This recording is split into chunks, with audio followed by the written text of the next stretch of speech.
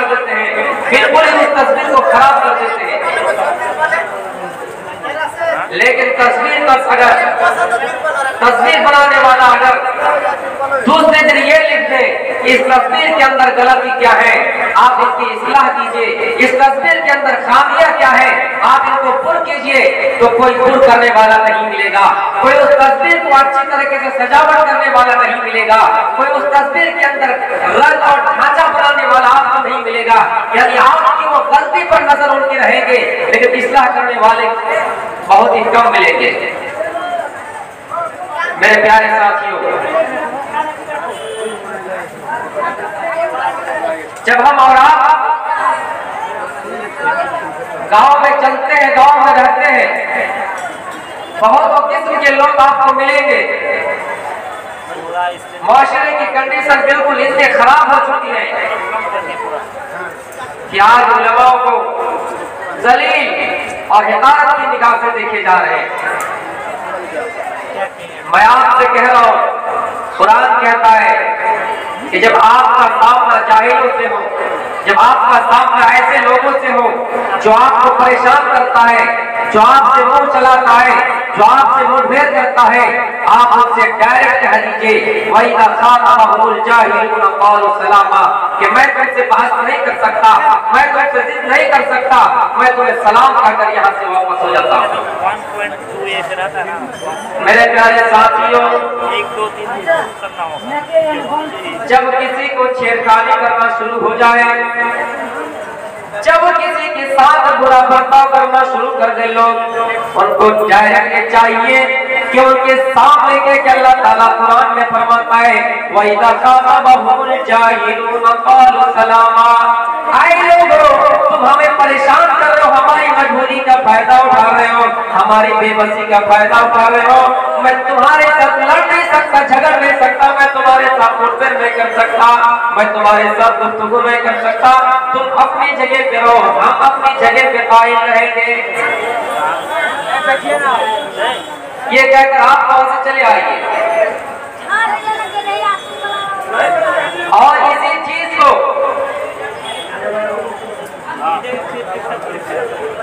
अल्लाह ताला रोजेदारों से भी नबी अकरम सल्लल्लाहु अलैहि वसल्लम के फरमान के मुताबिक कि जब कोई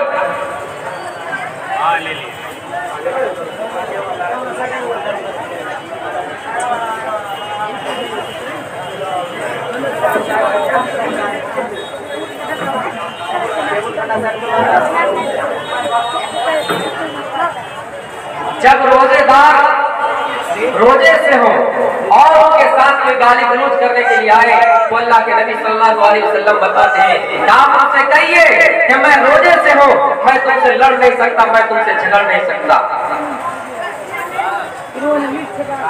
हमारे मुल्क के अंदर, हमारे समाज के अंदर इस्लाह तभी हो सकते हैं जब हमारे अंदर इनकलाब हो, जब हम अपने आप को बदलने की कोशिश करें, जब हमारे अंदर तगय्युर पैदा हो, जब हम खुद अपने आप को बदल लेंगे तो ये समाज भी बदलेगा, ये मुल्क की हालात भी बदलेंगे।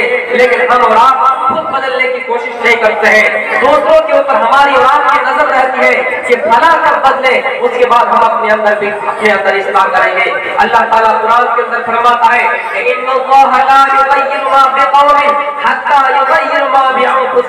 अल्लाह ताला ने, खुदा ने आज तक किसी कौम की हालत को नहीं बदली, ना वो ख्याल जिसको अपने आप की हालत बदलने का।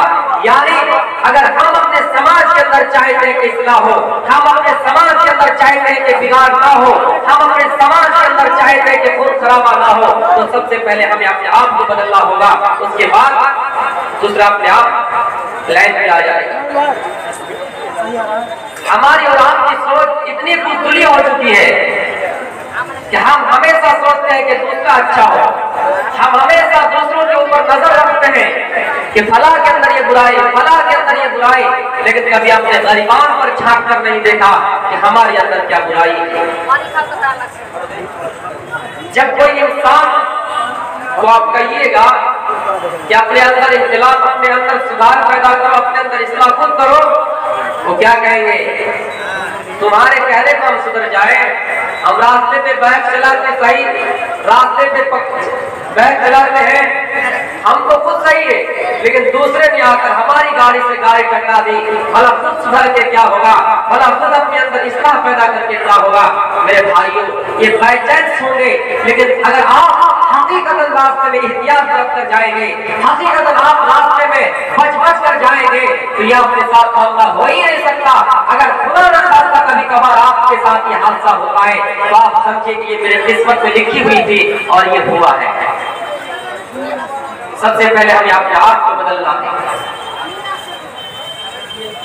हज़रत उमर रज़ियल्लाहु ताला अन्हु ने लोगों के दरमियान ऐलान करके बताया, ऐ लोगों, अगर आसमान से ये निदा आए, आवाज आए कि दुनिया के अंदर सब जन्नती है, एक जहन्नमी, तो उमर कह रहे कि उमर अपने आप को ये तस्लीम करेगा, उमर ही जहन्नमी है। और अगर आसमान से ये निदा आए, ये ऐलान आए कि दुनिया के अंदर सब जहन्नमी है, एक ही शख्स जन्नती है, तो उमर अपने आप को तस्लीम करेगा कि उमर ही जन्नती है।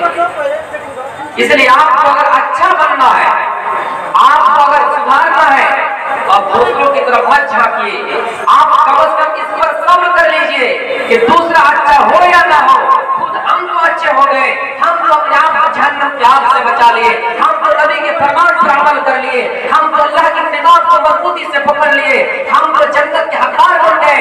आपको दूसरे से क्या मतलब है? आप दूसरे के कब्र में नहीं जाएंगे, आपका अमल आपके साथ होगा, दूसरे का अमल दूसरे के साथ होंगे। आपको इस दुनिया में आना अकेला पड़ा है, आपको इस दुनिया से जाना भी अकेला पड़ेगा।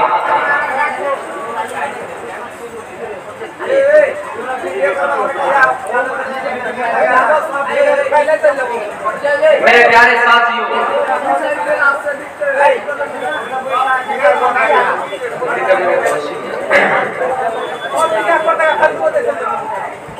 मेरा जो मौजू है वो है इस्लाह माशरा, यानी माशरे के अंदर जो जो बुराइयां हैं मैं आपको बताऊंगा।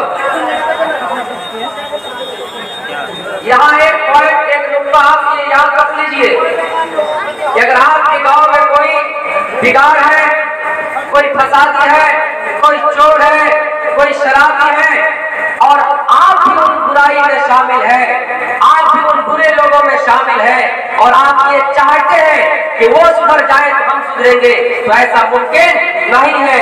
आप अपने अंदर सुधार खुद अगर पैदा करेंगे तो आप इस पर कम से कम इत्तेफाक कीजिए कि दुनिया के 100 आदमी अगर बुरे हैं, उनमें से एक आदमी मैं ठीक हो गया। अब हमारे समाज के अंदर जो बुराई है मैं उसको बयान करने जा रहा हूँ। रमजान के महीने में जो तरावी का सीजन चलता है, उसमें एक मौलवी साहब बेचारा 5,000-6,000 रुपया महीना कमा रहा है, और उन्हीं में उनकी बीवी का खर्च चल रहा है, उन्हीं में उनके बेटे का पोशाक ला रहा है, उन्हीं में अपने घर का गुजर बसर हो रहा है। लेकिन वही मौलवी जब तरावी पढ़ाने के लिए मस्जिद आए, लोगों ने उसको मस्जिद में तरावी पढ़ाने के लिए रख दिए, तो यहाँ तक के फसाद हुआ, यहाँ तक लोगों के अंदर बिगाड़ पैदा हुआ, और ये कहकर लोगों ने आवाज दी, क्या मौलवी, हमने तुमको इसीलिए पढ़ाया था, हमने तुमको इसीलिए सदका दिया, हमने तुमको इसीलिए चंदा दिया कि तुम हमें तरावी की नमाज पढ़ाओ और हम इससे रुपया मांगो, हमने तुम्हें सदका और खैरात इसलिए दिया कि तुम हमें नमाज पढ़ाओ। आप किसी को 2 रुपया देकर पढ़ाते हैं, आप मदरसे में सदका चंदा देते हैं, आप मदरसे में वसूल देते हैं, तो आप पर ये हक नहीं है, आप ये दावे के साथ नहीं कर सकते हैं कि ये मौलवी जब बनेगा हमारी इमामत करेगा, ये जब मौलवी बनेगा हमारी इस्लाह करेगा, ये जब मौलवी बनेगा हमारी औलाद को तालीम देगा, हमारे पोते को तालीम देगा। आप ये दावे के साथ नहीं कर सकते हैं। क्यों? ये अगर आप दावे के साथ कहते हैं तो इसका अमल, इस अमल का फायदा आपको, इस अमल का नतीजा आपको दुनिया ही नहीं मिल जाएगा, आखिरत में मिलने वाला नहीं है। कुरान और हदीस क्या कहते हैं? कई लोगों जब कयामत बर्पा हो जाएंगे, लोग कब्र में मदफून हो जाएंगे, हमारी औलाद की रूह निकल जाएगी, उस इंसान के अंदर कुछ क्षमता और कुव्वत बाकी नहीं रहती है, उस इंसान के रजिस्टर को भी बंद कर दिया जाता है, ना नेकी लिखी जाती है ना गुनाह लिखा जाता है। हाँ, 3 ऐसे अमाल हैं जो उनके क़यामत तक सिलसिला जारी रहता है और उनकी नेकी उनको लिख दी जाती है, उनके रजिस्टर में लिख दिए जाते हैं। वो अमाल क्या क्या है? आपने किसी को तालीम दिए, आपने किसी को पढ़ाया लिखाया, वो अगर जिंदगी भर आपके लिए दुआ करे, वो अगर जिंदगी भर आपके लिए दूसरों को तारीफ देते रहे, उसमें से आपको फायदा होता रहेगा। आप मर जाएंगे, आपकी बॉडी मिट्टी से मिल जाएंगे, आपके जिस्म मिट्टी से मिल जाएंगे, लेकिन कयामत की शुभ तक आपको फायदा पहुंचता रहेगा।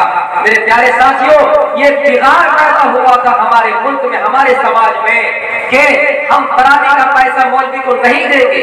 हम तरावी का पैसा इसलिए नहीं देंगे कि हमने सदका मदरसे में दिया, हमने उसूल मदरसे में दिया, हमने चंदा मदरसे में दिया, हम कैसे इन मौलवी को तरावी का पैसा दे। लेकिन ये बोलना बिल्कुल गलत है मेरे भाइयों। उसने यहाँ तक ये दावा कर लिया कि आज के बाद से इतना चंदा हम मदरसे में देंगे, न उसूल देंगे। मैंने उसको एक जवाब दिया था कि तुम देना मत, जब कब्र के अंदर वही उसूल का दाना, एक ही दाना अगर तुमने रखा है, जब कब्र के अंदर अजाब के तौर पे सांप का रूप धारण करके आएगा, सांप की शक्ल में आएगा, वो दाना, वो अनाज का गल्ला, वो चीजें जो आपने सदके के तौर पर उसको गिरवी रख दिए, जो आपने उस उसूल को गिरवी रख दिए, जब कब्र के अंदर अजाब के तौर पर सांप की शक्ल बनकर आएगा, तब उस दिन आपके सामने हम मुलाकात करेंगे। मेरे प्यारे साथियों, ये ऐसा बिगाड़ पैदा हुआ था हमारे मुल्क के अंदर। आज उलमाओं की बेइज्जती इतनी हो रही है, उलमाओं को इतनी हक़ारत की निगाह से देख रहे हैं लोग, इनको बिल्कुल मामूली समझते हैं। आज कोई अगर घर में बिजली मिस्त्री आ जाए, एक होल्डर का तार भी अगर जोड़ दें, आप खुशी से उसको 50 रुपए पकड़ाते हैं, आप खुशी से उसको 100 रुपए पकड़ाते हैं। लेकिन कोई अगर आकर दीनी बात सिखा कर जाए, आप में से अगर कोई खुदा ना खास्ता अल्लाह उसके दिल में रहम कर दे, एक कप चाय भी पिला दे, तो दूसरा क्या कहता है, देखो ये पेट पलने के लिए आया, ये मौलवी है कि पेट पलने के लिए आया। नौज़ुबिल्लाहि मिन ज़ालिक। मेरे प्यारे साथियों, वो वाक़या आपने सुना होगा, एक इमाम साहब बेचारा मस्जिद में इमामत कर रहे थे, जोहर की नमाज, असर की नमाज पढ़ा रहे थे। कभी दोपहर को खाना मिलता तो शाम को नहीं मिलता था, कभी शाम को मिलता तो दोपहर को नहीं मिलता था। लेकिन एक दिन उसने असर की नमाज के बाद लोगों को खड़ा करके कहा, असर की नमाज के बाद लोगों को खड़ा करके कहा,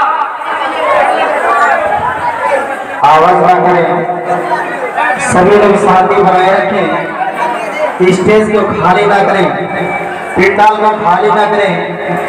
अगर कोई मामला हुआ है तो कोई अच्छा आदमी जाए उसको बचाए, अगर कोई मामला हो चुका है उसको